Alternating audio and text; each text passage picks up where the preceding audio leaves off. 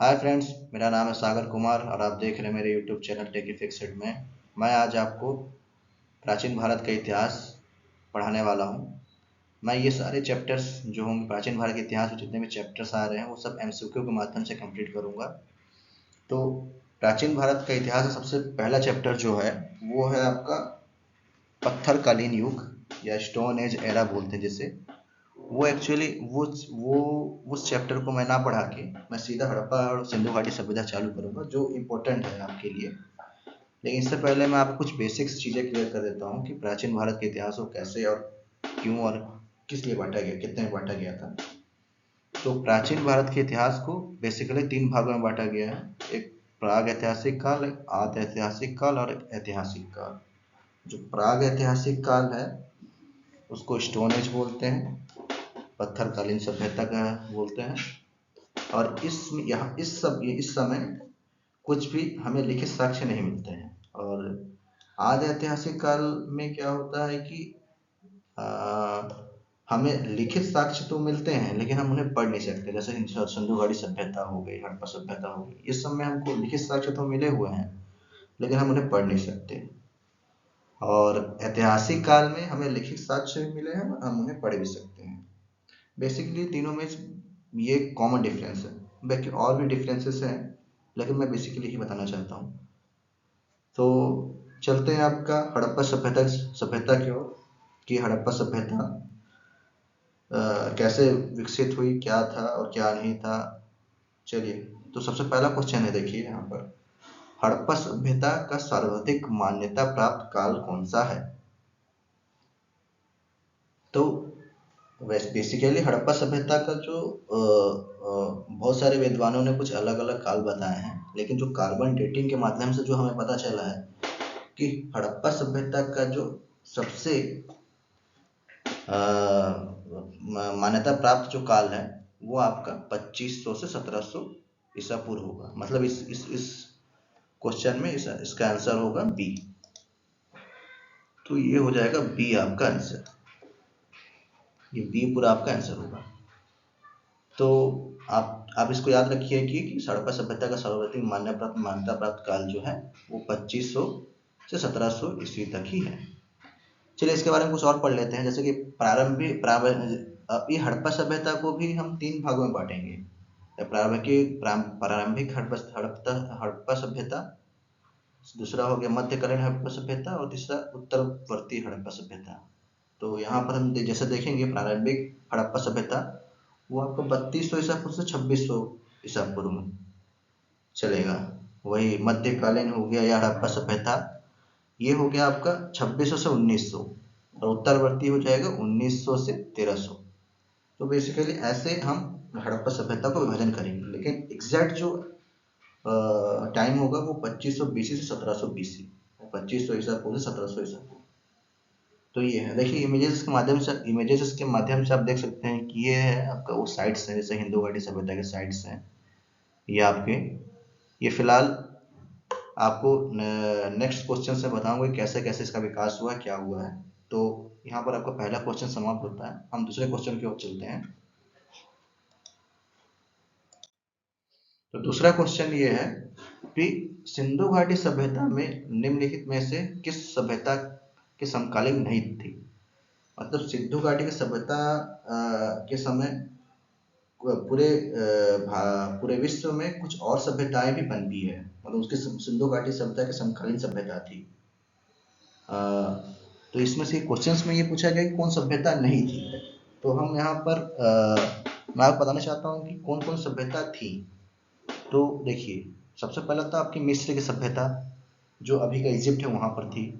ये आपका मेसोपोटामिया की सभ्यता जो अभी का ईरान है उसको मेसोपोटामिया की सभ्यता कर देते हैं। और ये चीन की सभ्यता मतलब आपका अभी का जो करंट चाइना है वो चीन की सभ्यता। ये सब सिंधु घाटी सभ्यता के समकालीन था। लेकिन ये जो ग्रीस की सभ्यता है ये इसके समकालीन नहीं थी।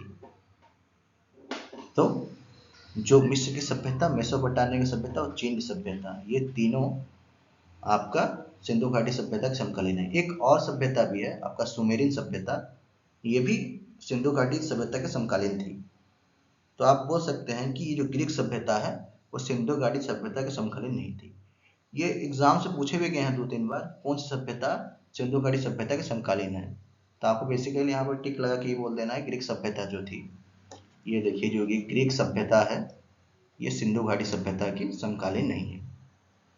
कुछ नोट्स भी यहाँ दिए गए हैं, जैसे कि हड़प्पा सभ्यता मिस्र सभ्यता के समकालीन थी। हाँ, ये तो मैं आपको बता ही चुका हूँ। हड़प्पा सभ्यता का मेसोपोटामिया को मेहुला कहा जाता था। मतलब हड़प्पा सभ्यता में जो मेसोपोटामिया को उस समय मेलुहा कहते थे। ये आप जान लीजिए, कभी कभी क्वेश्चंस में आ सकते हैं मेहुला क्या है। तो ये थी कि समकालीन सभ्यता कौन कौन सी थी। तो आपको बेसिकली यही है जो मेन चीज सभ्यता, तीनों सभ्यताएं आप उनको बताने, जैसे मिस्र की सभ्यता, मेसोपोटामिया की सभ्यता, चीन की सभ्यता और सुमेरियन सभ्यता, ये आपको याद रखनी है। चलिए नेक्स्ट क्वेश्चन की ओर चलते हैं। तो नेक्स्ट क्वेश्चन है कि सिंधु घाटी सभ्यता कहाँ तक विकसित था।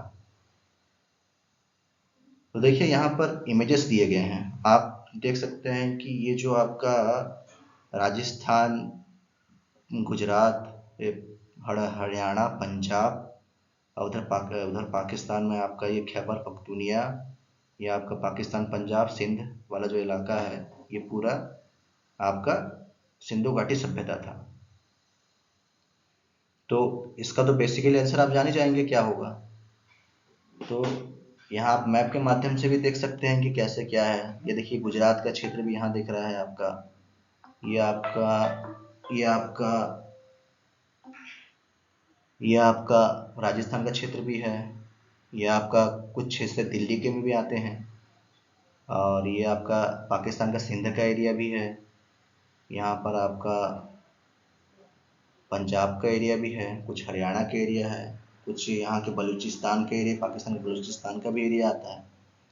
तो बेसिकली इसका आंसर होगा डी, पंजाब, राजस्थान, गुजरात, उत्तर प्रदेश, हरियाणा, सिंध और बलूचिस्तान, क्योंकि ये सारे जगहों पर सिंधु घाटी सभ्यता फैली हुई थी। चलिए इसके बारे में कुछ और जानते हैं। मैं यहाँ पर मार्क कर देता हूँ कि कहाँ से कहाँ तक फैली हुई थी। पंजाब थी, राजस्थान थी, गुजरात भी थी, आपका उत्तर प्रदेश भी थी, हरियाणा भी थी, सिंध थी और बलूचिस्तान थी। तो इसका आंसर डी हो जाएगा। चलिए इसका आंसर कुछ जान लेते हैं। हड़प्पा सभ्यता भारत भूमि का लगभग 1300 वर्ग किलोमीटर क्षेत्रफल त्रिभुजाकार स्वरूप में फैला हुआ है। मतलब इसका जो आपका मैप में देखेंगे ना, तो ये त्रिभुजाकार, नॉट एक्यूरेट त्रिभुजाकार होगा, मतलब नॉट पूरा एरिया एंगल में नहीं दिखता था, लेकिन फिर भी आप उसको बोल सकते त्रिभुजाकार थी। यह उत्तर में माड़ जम्मू कश्मीर, मतलब उत्तर का जो भाग था इसका सबसे जो हाईएस्ट भाग था वो माड़ा था। दक्षिण का जो मेन भाग था वो दैमाबाड़ा जो महाराष्ट्र में फिलहाल अभी है। पूर्व में जो था इसका आलमगीरपुर था, आलमगीरपुर मतलब जो यूपी में है, और पश्चिम में सुख्त-गैंडोर मतलब पाकिस्तान में फैला था। सुख्त-गैंडोर जो आपका ये आपका पाकिस्तान सिंध वाला एरिया जो यहाँ तक फैला हुआ था। ये सभ्यता सौराष्ट्र, राजस्थान, हरियाणा, पश्चिम उत्तर प्रदेश इत्यादि क्षेत्रों में फैले हुए थे। मतलब ये आपका नॉर्थ इंडिया के नॉर्थ ईस्ट इंडिया के नॉर्थ वेस्ट इंडिया के कुछ कुछ हिस्सों में फैला हुआ था। तो ये आपका बेसिकली आप देखना है।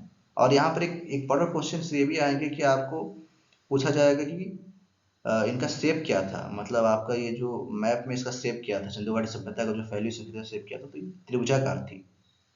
तो आप इसको बताइएगा कि ये त्रिभुजाकार थी। चलते हैं नेक्स्ट क्वेश्चन की ओर।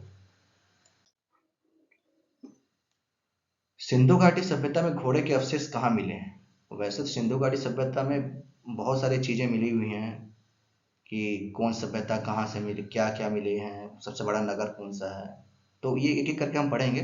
तो सबसे बेसिकली अभी जो क्वेश्चन पूछा सिंधु घाटी सभ्यता में घोड़े के अवशेष कहाँ मिले, तो आप बताइए घोड़े के अवशेष कहाँ मिल सकते हैं। देखिए जो क्वेश्चन है इसमें सुक्त कोटरा है जो फिलहाल अभी गुजरात में है, यहाँ पर आपको घोड़े के अवशेष मिले हैं। जो घोड़े के अवशेष यहाँ से मिले हैं आपको। बाकी क्षेत्र भी यहीं हमारे इंडिया पे ही हैं, जैसे लोथल, कालीबंगा, वानावाली, लेकिन ये जो सुक्त कोटदा है गुजरात में वहाँ मिले हैं। इसके बारे में कुछ जान लेते हैं। जैसे कि सुक्त कोटदा गुजरात में स्थित है। ये एक पुरातात्विक स्थल है। आप जान रहे हैं कि सिंधु घाटी सभ्यता से ही प्राप्त हुआ है। यह स्थल सिंधु घाटी सभ्यता से संबंधित है। गुजरात के कच्छ में स्थित सुप्त कोटदा को खोज 1964 में गजपति जोशी ने की थी। आप इसको खोजकर्ता भी याद रखिएगा, क्योंकि ये कभी कभी पूछता है एग्जाम्स में बहुत सारे, मतलब जो मेन मेन सिटीज होंगे ना उसके आप याद रखिए, जैसे कि इसके सुप्त कोटदा के गजपति जोशी ने किया था। यह नियमित आवास साक्ष्य, मतलब यहाँ पर नियमित आवास के साक्ष्य मिलते हैं। यहाँ पर तीन ऑप्शन और दिए हैं, जैसे कि यहाँ पर आपका दिया हुआ है लोथल, सबसे बड़ा बंदरगाह था ये आपको लोथल, इसको जानिएगा, ये सबसे बड़ा बंदरगाह था। यहाँ पर एक सबसे बड़ा बंदरगाह मिला था आपको। ये कालीबंगन, यहाँ पर जुते हुए खेत मिले हैं। एक्चुअली ये जो है, ये लोथल है, ये आपको गुजरात में स्थित है, भोगवा नदी किनारे। भोगवा पूछता कभी कभी एग्जाम्स में कि किस नदी किनारे बसा हुआ, तो ये भोगवा,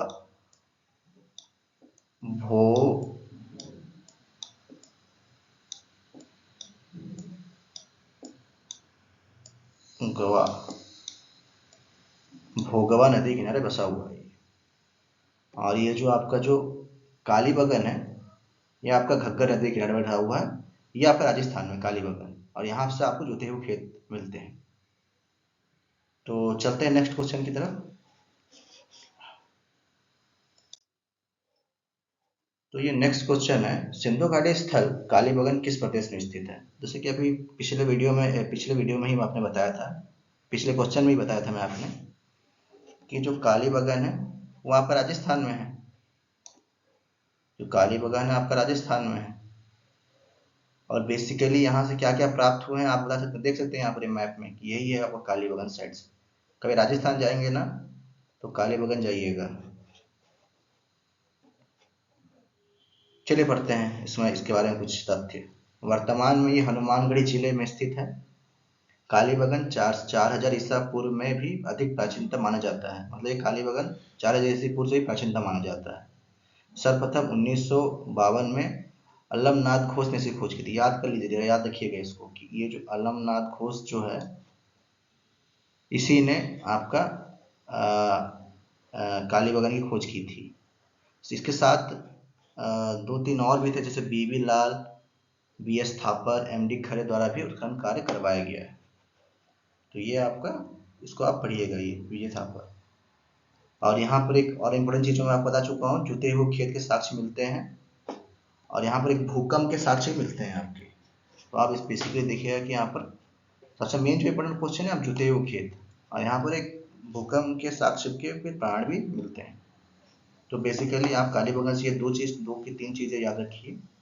और कौन सी नदी किनारे है, तो घग्गर नदी किनारे आपका बता, पढ़िएगा इसको। चलते हैं नेक्स्ट क्वेश्चन की तरफ। हड़प्पा सभ्यता किस युग की सभ्यता थी। तो चलिए, इसमें तो आप जाने जाएंगे किस सभ्यता थी, क्योंकि उससे देखिए हड़प्पा सभ्यता, ये जो नव पाषाण युग और पूरा पाषाण युग, ये तो आपका स्टोन एज एरा में आ जाता है, मतलब पाषाण कालीन सभ्यता में आ जाती है। तो ये तो होंगे नहीं, क्योंकि ये आदि ऐतिहासिक काल में आता है हड़प्पा सभ्यता। तो ये तो प्राग ऐतिहासिक काल में दो आ जाते हैं, ये दो चीजें। और हड़प्पा कालीन सभ्यता में कहीं भी लोहे की खोज नहीं हुई है, तो ये भी नहीं होगा। तो ये आंसर होगा आपका ये कांस्य युगीन सभ्यता। हड़प्पा सभ्यता को कांस्य युगीन सभ्यता कहते थे। और एक क्वेश्चन हमेशा ये आता है कि हड़प्पा सभ्यता में किस धातु की खोज नहीं हुई थी, तो लौह मतलब लोहे की खोज नहीं हुई थी। आप सिंपली कर सकते हैं। तो ये है, इसके बारे में कुछ और जान लेते हैं, जैसे कि सिंधु सभ्यता में युग में ताम और तीन को मिलाकर कांसा का निर्माण किया जाता था। इस युग में प्रमुख धातु कांसा थी, इसी कारण इसे कांस्य युगीन सभ्यता भी कहते हैं। यह ताम्रकालीन कैलोलिथिक नगर सभ्यता भी थी, कैलोलिथिक नगर सभ्यता थी। आप देख सकते हैं, ताम्र पाषाण युग भी कहते हैं इसे।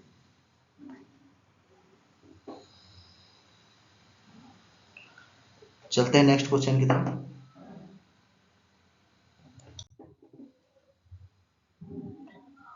निम्नलिखित में से किस पदार्थ का उपयोग हड़प्पा कालीन मुद्राओं के निर्माण में मुख्य रूप से किया गया?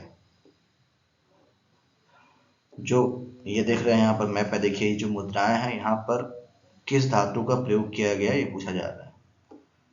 तो ये आपको यहाँ देखने से लग रहा है कि यहाँ पर तो ये लोहे का तो इस्तेमाल तो उस समय धातु तो आई नहीं थी, और कांसा और तवा तांबा टाइप तो ये दिख नहीं रहा है। तो इसका जो राइट आंसर होगा वो होगा सेल खड़ी। ये जो होगा सेल खड़ी का उपयोग किया गया था, वहाँ उपयोग किया गया था वहाँ की मुद्रा बनाने में। चलते हैं इसके बारे में कुछ पढ़ते हैं। हड़प्पा सभ्यता की मोहरें बनाने के लिए सेल खड़ी नामक पत्थर का इस्तेमाल हुआ था। तो सिंपली इसका आंसर ये है सेल खड़ी। चलते हैं नेक्स्ट क्वेश्चन की तरफ।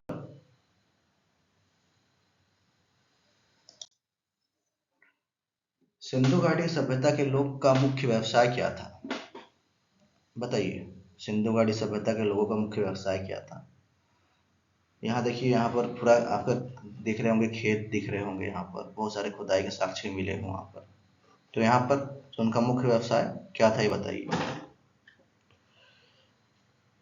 तो बेसिकली जो सिंधु घाटी सभ्यता का जो मुख्य व्यवसाय था वो कृषि था, क्योंकि वहाँ के लोग उस समय कृषि से पूरा परिचित हो चुके थे और कृषि करते थे।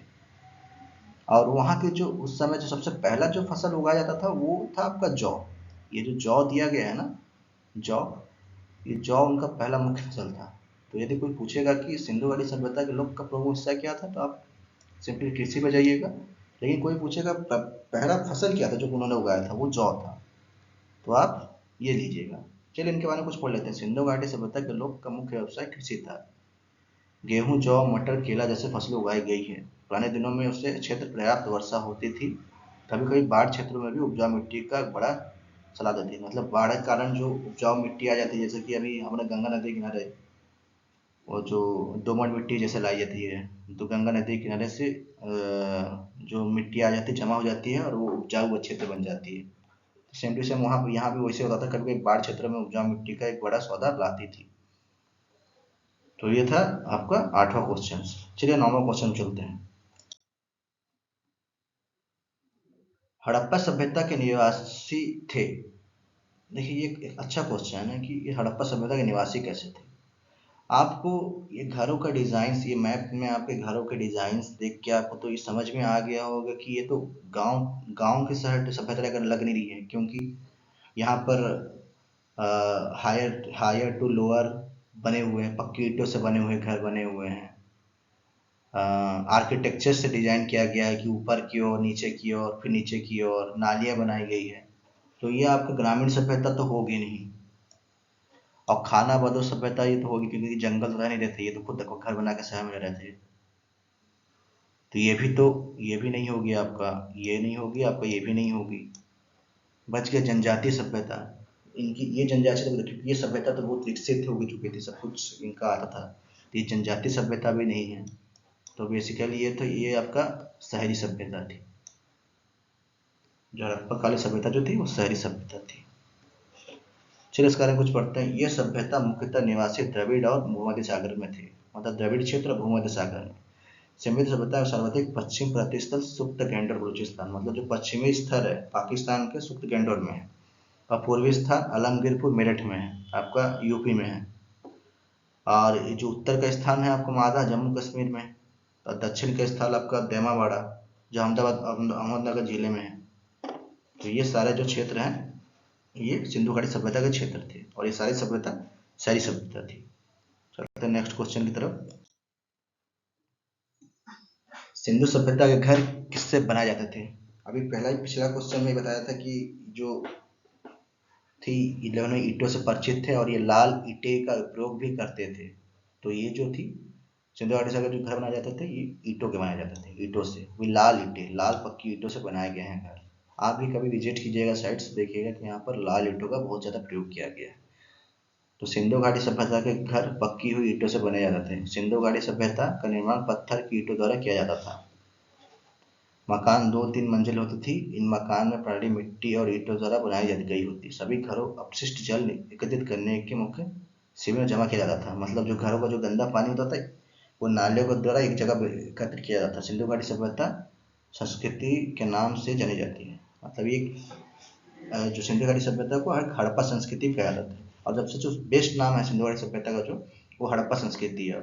और हड़प्पा संस्कृति इसलिए कहते हैं क्योंकि जब सबसे पहला जो है सिंधु घाटी सभ्यता का सबसे पहला जो नगर जो खोजा गया था वो हड़प्पा नगर खोजा गया था। और ये सिंधु घाटी सभ्यता इसलिए कहा जाती थी कि ये सिंधु घाटी नदी के किनारे है। तो बेसिकली कोई आपसे ये पूछे कि ये सिंधु घाटी सभ्यता क्यों कहा जाता था, तो ये सिंधु घाटी नदी के किनारे है। और हड़प्पा सभ्यता इसको क्यों कह जाते हैं, तो सबसे जो पहला नगर खोजा गया था राखल दास बनर्जी के द्वारा हड़प्पा संस्कृति में। तो हड़प्पा संस्कृति में जो सबसे पहला नगर खोजा था हड़प्पा खोजा गया था, और उसे खोजने वाले थे राखल दास बनर्जी 1921 में। तो इसी के नाम पे इसका हड़प्पा सभ्यता या हड़प्पा संस्कृति रखा गया। चलते हैं नेक्स्ट क्वेश्चन की तरफ। हड़प्पा वासी किस वस्तु के उत्पादन में सर्वप्रथम थे, बताइए क्या है इसका आंसर।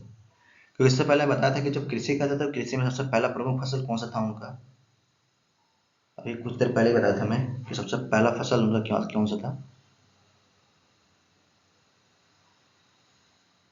उनका सबसे प्रथम फसल था जौ।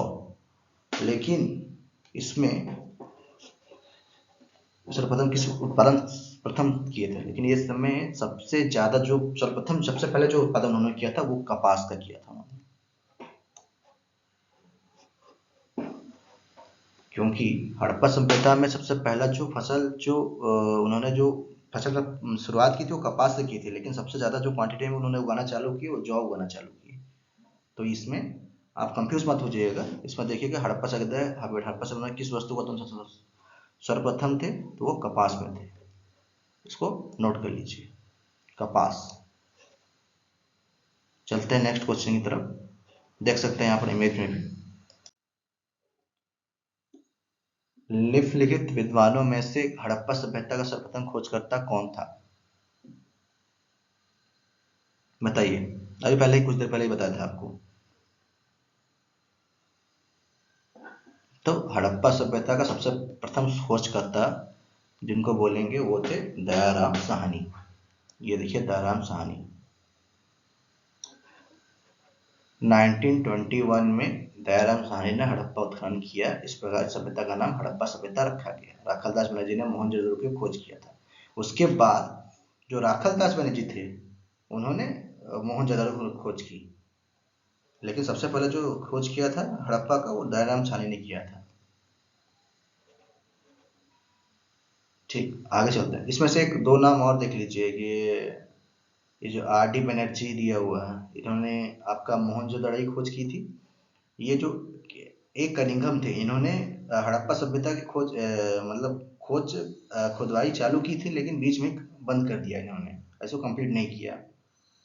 और ये सर जॉन मार्शल है, सर जॉन मार्शल के नेतृत्व में ही दयाराम साहनी ने 1921 में हड़प्पा सभ्यता का खनन चालू करवाया। तो ये तीनों चीज अलग अलग है।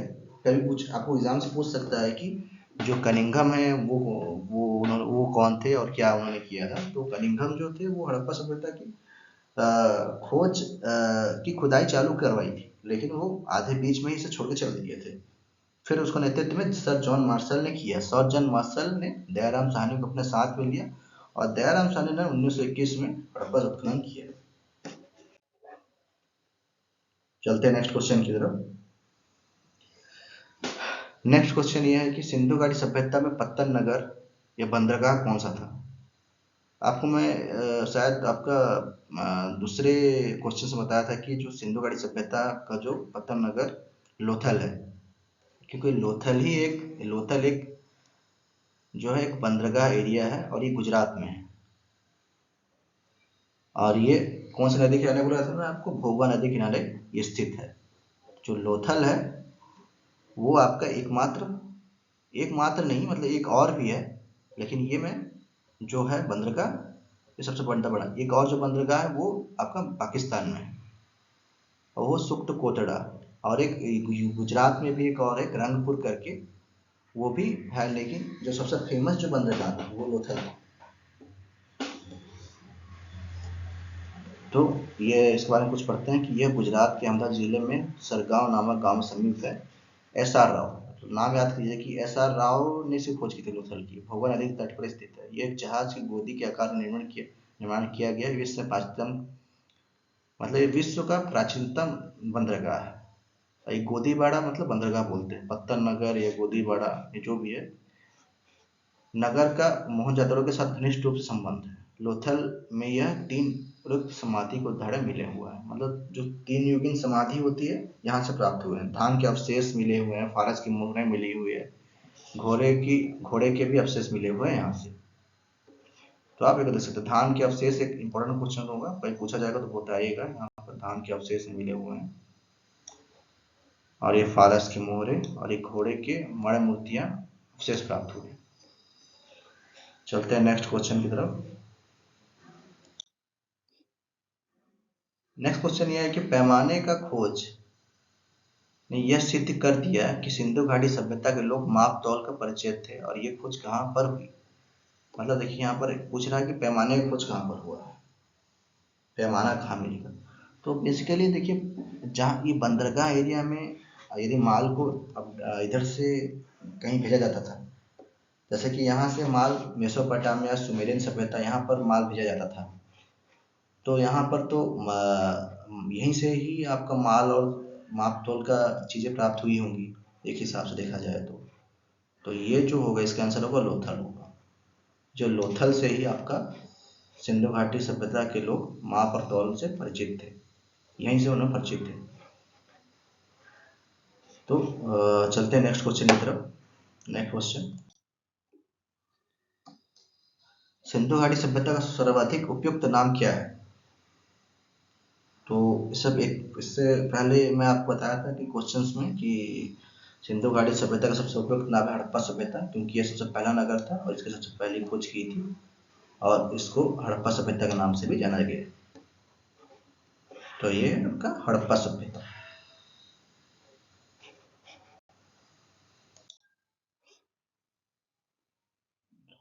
देखिए, यहाँ पर हड़प्पा सभ्यता की खोज किस वर्ष हुई, तो आपको मैं बताया था कि राखलदास बनर्जी ने आपका 1921 को इसकी खोज की थी। पहला शहर था हड़प्पा, जो पहला शहर हड़प्पा की खोज की, इसी के नाम पर ये सभ्यता पड़ी, हड़प्पा सभ्यता।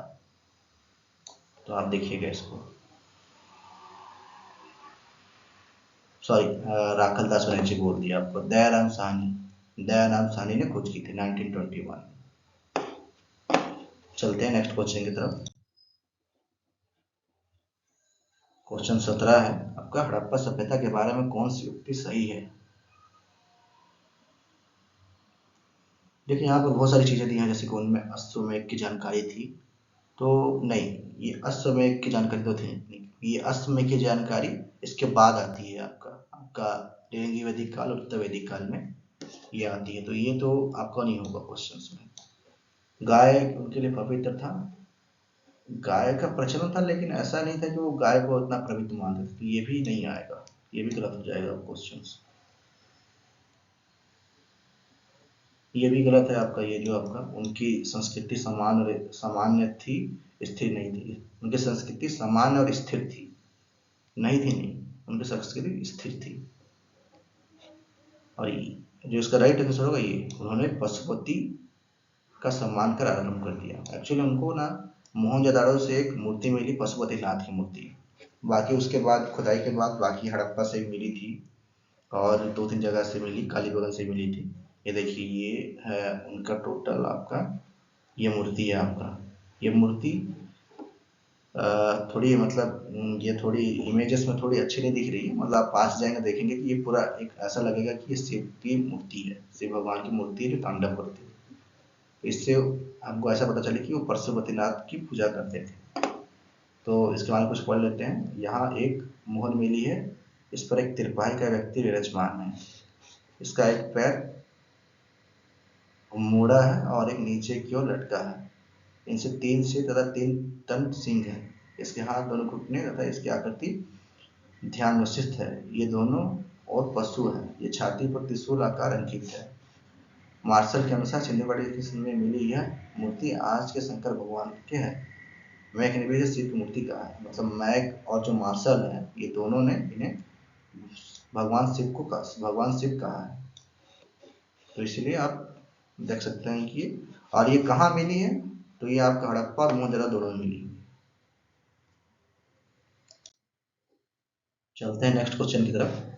हड़प्पा के लोगों की सामाजिक पद्धति थी, मतलब हड़प्पा के लोगों की सामाजिक पद्धति क्या थी, मतलब वो कैसे थे, किस आधार पर समाज का विभाजन हुआ था, ये पूछना है। डायरेक्टली ये पूछ रहा है। तो जाति आधारित नहीं, वहां पर उस समय जातिवादी का ऐसा कोई भेदभाव नहीं था, तो ये क्वेश्चन आपका गलत हो जाएगा। अभी याद रखिए कि जातिवादी सब उत्तर वैदिक काल और ऋग्वैदिक काल में ही आएंगे, उससे पहले ऐसा कुछ नहीं हुआ था। वर्ण आधारित वर्ण व्यवस्था थी, लेकिन वर्ण आधारित भी ऐसा वहां पर नहीं चालू हुआ था अभी तक पद्धति, सामाजिक पद्धति। दास और समी प्रथा, इसका तो संपूर्ण साक्ष्य नहीं मिलते दास समी प्रथा आधारित, लेकिन वर्णों का विभाजन हुआ था, लेकिन ये भी नहीं होगा इसका आंसर। तो इसका राइट आंसर होगा उचित समतावादी, मतलब सभी वर्गों का समान रूप से समाज पर अधिकार, ये होगा, ये उसका मुख्य था। तो ये आपका इसका ये आंसर होगा सही। हड़प्पा लोगों की सामाजिक पद्धति कैसी थी, उचित समतावादी। हड़प्पा संस्कृति का समाज मुख्यतः 4 वर्णों में विभाजित था: शासक, धनी, कुलीन वर्ग, शासक, धनी या कुलीन वर्ग, मध्यम वर्ग तथा निम्न वर्ग। हड़प्पा के सभ्यता मूलतः समतामूलक सभ्यता थी। कुछ आर्थिक विषमताओं के बावजूद वर्ग संघर्ष के विषय में जानकारी नहीं मिलती है। हड़प्पा के लोग सामाजिक पद्धति उच्च समतावादी थी। आप इसको याद कर लीजिएगा कि उच्च समतावादी थी। अब समतावादी भी याद कर लेंगे, कोई दिक्कत नहीं है, उच्च याद करने चले जाएगा। हड़प्पा सभ्यता के संपूर्ण क्षेत्र का आकार किस प्रकार का था। तो मैं पहले क्वेश्चन में आपको बताया था कि जो हड़प्पा सभ्यता का संपूर्ण आकार था वो त्रिभुजाकार था। वैसे ऐसा तो आपको लगेगा नहीं कि त्रिभुजाकार है, लेकिन इसको मान लेते हैं कि सब त्रिभुजाकार। जैसे कि ये जो एरिया है आपका, यहाँ से ऐसा लेंगे तो यहाँ से ऐसा करेंगे तो ऐसा ऐसा खींचेंगे तो एक त्रिभुजाकार क्या आ जाएगा, त्रिभुजाकार का आ जाएगा। यहाँ पर त्रिभुजाकार ले लेते हैं। तो आप भी याद रखिएगा कि त्रिभुजाकार थी, जो पूरा क्षेत्र त्रिभुजाकार थी। कुछ मतलब जो कुछ शहरें आपका पाकिस्तान में फिलहाल अभी हैं और कुछ भारत में हैं, और ये पूरा एरिया सिंधु घाटी नदी किनारे बसा हुआ है। इस परिपक्वता सभ्यता में केंद्र स्थल पंजाब तथा सिंध था। ये तो देख रहे हैं, पंजाब और सिंध के एरिया में ही आपका मोहनजोदाड़ो और वो है। आपको एक चीज और बताना चाहूंगा कि मोहनजोदाड़ो जो है आपका, ये दूसरा बड़ा शहर है, दूसरा बड़ा खोजा हुआ शहर है। इसको आप सबसे बड़ा शहर मान सकते हैं, हड़प्पा सभ्यता से भी बड़ा शहर मान सकते हैं इसको। लेकिन ये जो दूसरा शहर है, जो हड़प्पा के बाद खोजा गया था। और ये जो नदी किनारे था, ये था आपका सिंधु नदी किनारे था।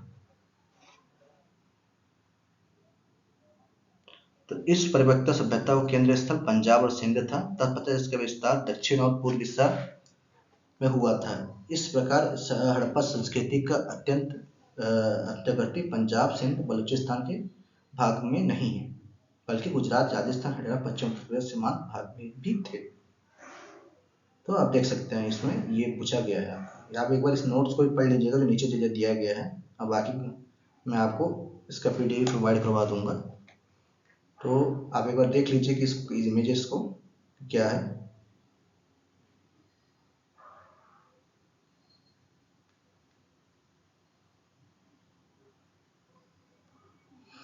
चलते हैं नेक्स्ट क्वेश्चन की तरफ। हड़प्पा सभ्यता के अंतर्गत हल के जोते गए खेत के साक्ष्य कहाँ मिले हैं। मैं आपको इससे पहले बता चुका हूँ कि जो हल के जो जोते गए किस खेत के साक्ष्य थे वो कालीबंगान में मिले हैं आपको। कालीबंगान में आपको जो है जुते हुए खेत मिले हुए हैं, बेसिकली आप ये बोल सकते हैं। चलिए इसका पढ़ लेते हैं। अर्थ काले रंग की मिट्टी की चूड़ियां होती थी कालीबंगान में। यह एक लकड़ी का हवा तथा जुते हुए खेत के साक्ष्य मिले हुए हैं। लकड़ी का हल ही मिला हुआ है यहाँ पर, ये याद रखिए, लकड़ी का हल। ये इंपॉर्टेंट क्वेश्चन है, लकड़ी का हल मिला हुआ है। जिनके कड़ी के बीच फसलों के पूर्व और पश्चिम की ओर और 30 सेंटीमीटर उत्तर और दक्षिण की ओर 1 मीटर का एक अग्निकुंडी मिला हुआ है, और ये व्रज प्राणी में जोड़ा जाता था। बाद यहाँ पर बेसिकली आपको ये बोला जा रहा है कि यहाँ पर आपका अग्निकुंड भी मिला हुआ है। तो यहाँ पर आप 3 चीजें नोट कर लीजिए। एक होगा आपका लकड़ी की हल, जुते हुए खेत और अग्निकुंड। ये 3 चीज याद कर लीजिए जो है आपका कालीबंगन से। और कालीबंगन अब कौन से नदी किनारे? घग्गर नदी के किनारे है, और कहाँ पर? राजस्थान में। इसको याद कर लीजिए।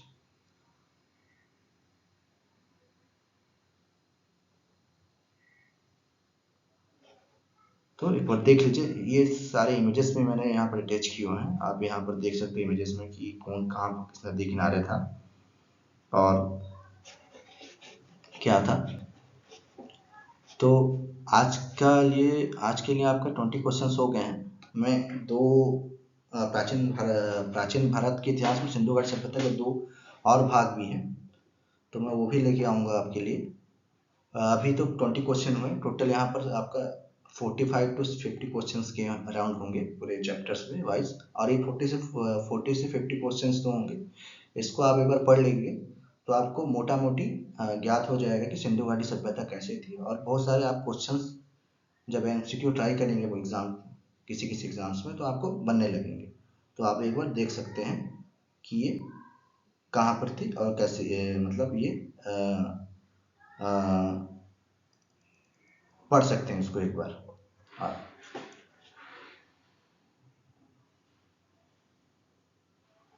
तो चलते हैं। मैं आपके लिए एक नेक्स्ट पार्ट लेके आऊँगा आपके लिए। इससे पहले आप इसको एक बार देख लीजिएगा, और मैं इसका लिंक भी आपको, पीडीएफ लिंक भी प्रोवाइड करवा दूंगा, आप इसको भी एक बार देख लीजिएगा। तो ये आपके 20 क्वेश्चंस थे। एक बार इसको आप पढ़िए अच्छे से। और कुछ डाउट्स होगा तो, यदि यदि मैंने कुछ गलती किया होगा तो आप करेक्शन करवा दीजिएगा। तो धन्यवाद, और प्लीज़ मेरे चैनल को सब्सक्राइब कर दीजिएगा। एंड